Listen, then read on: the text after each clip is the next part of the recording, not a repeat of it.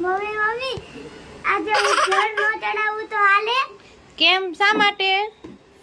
તો વરસાદે તો સુરત દાદાને જ જળ ચડાવી દીધું. હે,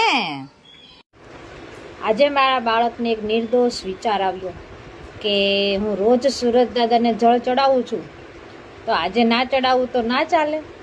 કારણ કે સુરત દાદાને આજે જળ વરસાદે જ ચડાવી દીધું.